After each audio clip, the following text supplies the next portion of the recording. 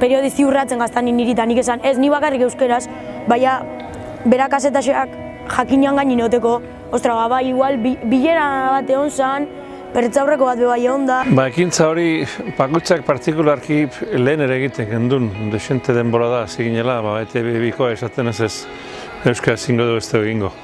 Iruditzat euskal hiztun bati zerbait gertaudan momentutik edabide batek gazteleraz inaraztia nolabait bere identidadia o bere jokatzeko modu naturala aldauaraztia dela, ez? Baskanin talde bat bara kasu atzetiko danon iritzi bat bara, baskanin ezaz sentiuten zeue bakarrik hor aurrera pausu hori emoteko orduan. Etorten da nik kasetaxe eta nik esaten batzat, mesedez nik bakarrik euskera zengotzute, baina ez da gatuko hain zaskar, eta ez da gatuko hain, ostras, Nagore Osorok bakarrik euskeraz nahi rauen ez.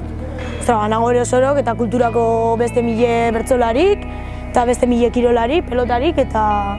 Eta lehengo ekitaldi hori babesteko asmoa zen batetiken, aurretiken genbiltzela inguru hortan, eta beste berriz adierazteko bai ETV-i eta baita jendeai ere gutxura zeitiak omeni dan.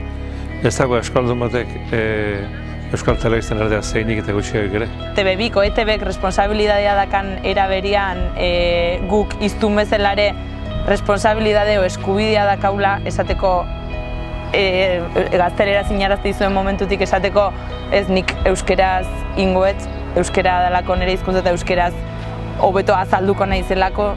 Gabonetako zeo zertzan, emakumik kirolaxe eta gabonak zoizontzeko Euskal Herriko jentiai. Tengen duen esaldi igualak, euskeraz, lau bat ero 5 pertsonak, eta ez askun, bueno, eta hon dana erderaz. Eta ostabe, izkun, eta eurak, igual erderazko gauza, igual preparata ero gartetzu, lagundu etxetzu, porque askotan euskeraz dakauen erreztasunaz, ero euskeraz ulertzen duguna gure kirolataz, erderaz ez ga kapazak azaltzeko, orduan. Azaltzeko soltura igualaz berbatxeko. ETV-biko programa baten sarinaziotan, festa batzordeko kide batzui eta udaleko festa batzordeko kidei ustez elkarrizketa bat intziela eta nola behaiek esan zuen behaiek euskera zingo zuela eta gero ustez subtitulau o gainetik itzuli o zerbait intzien, baina behaiek naiz eta galderak erderaz izan, erantzuna euskeraz eman zuen eta inok ezin izan zien esan ez hitzeiteko. Behaien erabaki propioa izan zen eta hola egin zuen. Eta pixka bat jendea kontzientziatzeko euskaldunak, ETV itortzen den garaian, lehenengo hitza behintzat euskaraz egiteko eta... Euskaraz jentia agertzi berbetan eta subtitulak ora behurak. Beste hizkuntza askotan pasatzen da bardine.